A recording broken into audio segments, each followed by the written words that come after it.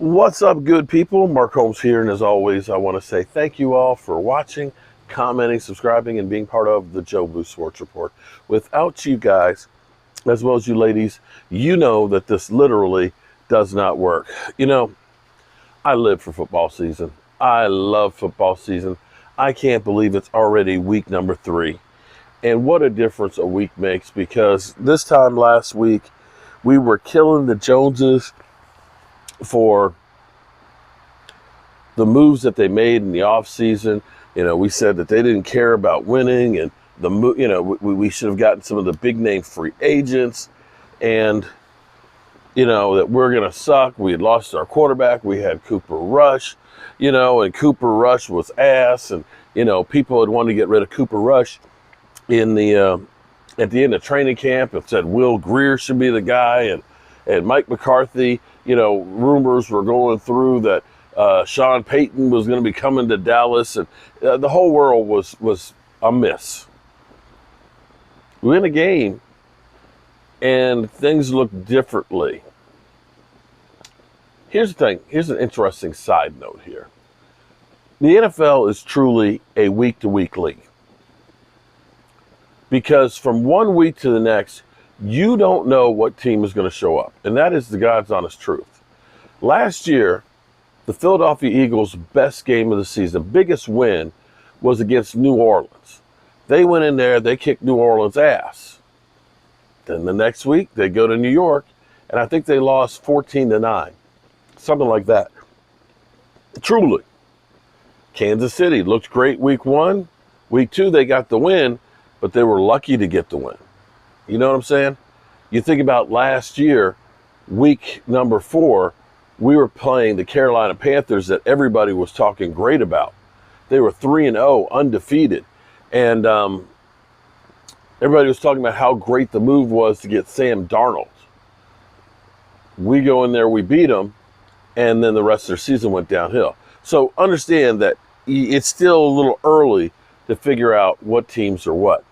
Now, for our team, the questionable list.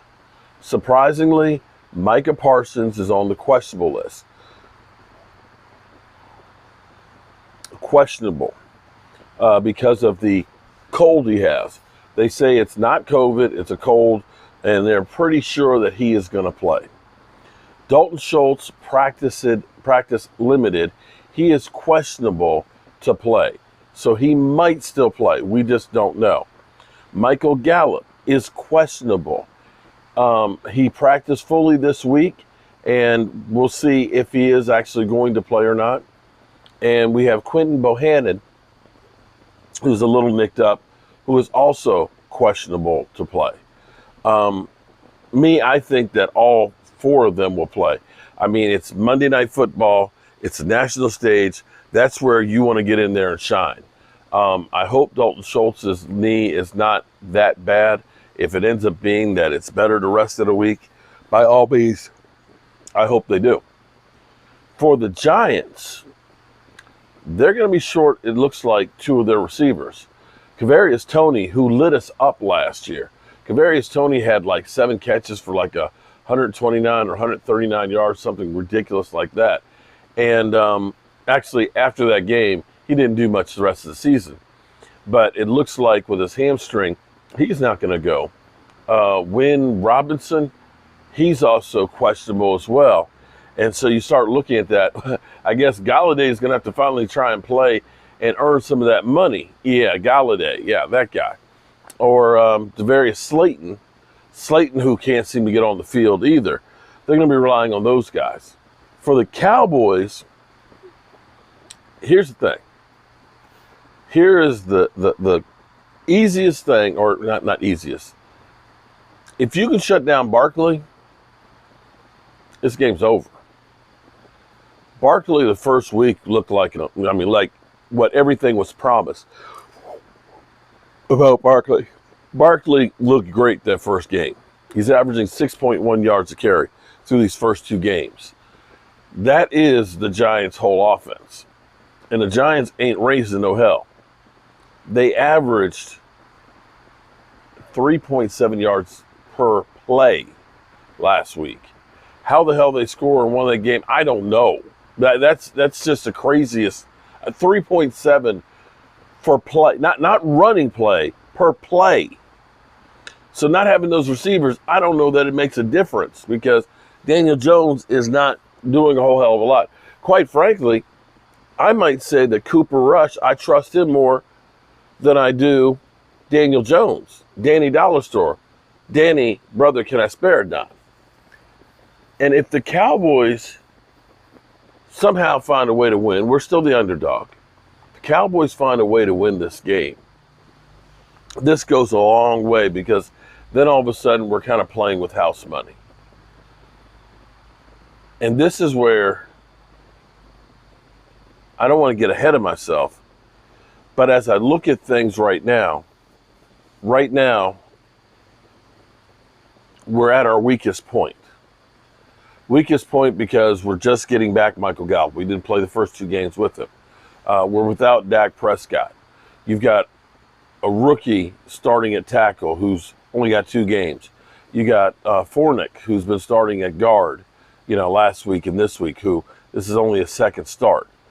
And you're getting the offense is just beginning to play. I feel like they're going to get stronger as the season goes on. When you get Jason Peters, even though he's 40 years old, he's going to be better than Fournick. I just believe that he will be. And I believe that the way Tyler Smith improved from week 1 to week 2, that all of a sudden you look at that and say, okay, he's a baller. I will dare say that Tyler Smith has been the best person to step in for Tyron Smith anytime that he's been injured. I think that is truly the case. And I have faith in him. And this is where you look at it and say, in some regards, with the exception of Amari Cooper, you look at this from the standpoint of saying, the Cowboys not signing Randy Gregory, there's not a drop-off on the defense. We didn't lose on that one. Dante Fowler has been pretty good. Dorrance Armstrong has been pretty good. Between the two of them, they've more than replaced Randy Gregory's production without the penalties. You look at the offensive line between Connor Williams and La'el Collins. I dare say that at the moment, this is going to sound crazy. At the moment, the Cowboys' offensive line right now is probably better than it was at the end of last year. Changed my mind. I think you can look at the offensive line and say it can get better as the season goes on. I think our wide receiver core will get better. If you get Michael Gallop, who can stretch the field, that's going to help CeeDee Lamb without a doubt. If you can get Jake Ferguson involved with the 12 personnel, that's going to help CeeDee Lamb. And as you start using Tony Pollard outside, as you start using more play action, as you start moving the pocket and distributing the ball around and using the running game on a balanced offense, if Kellen Moore can do that, I feel like the offense was the worst it could be with Tampa Bay. It has nowhere to go but up. It got better this past week with Cooper Rush, and I'm looking forward to Cooper Rush getting his 3rd win, hopefully on Monday night. Now, the interesting part here is we're kind of playing games with Cop Pizzle. And you can see as the week has gone on how literally flustered Cop Pizzle has gotten. He's gotten indignant. What should be about the Giants versus the Cowboys, he's turning into a personal fight, name calling. Pizzle, I didn't realize that you were such a swamp rat, such a low mother humper, that's what you got to resort to. It's amazing, Pizzle. You always talk about clout chasers. It sure seems like every day you've been chasing me. You've been begging and pleading for me to come out and play with you. You've been begging to see Cow Patty. You've been begging for me to just give you the attention and the love that you want and so desire. Well, I'll think about it.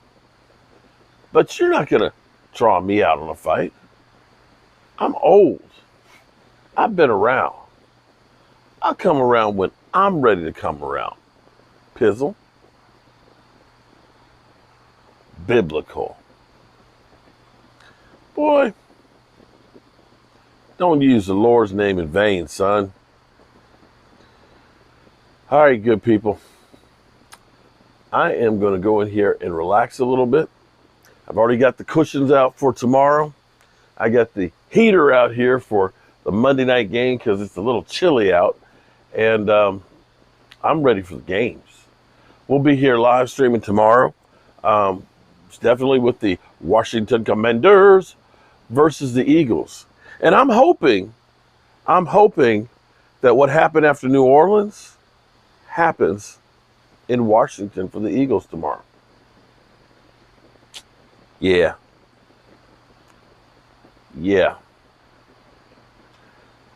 Love you guys. And make sure you tell the ones you love them. You might not get the chance again. And I will catch you guys later.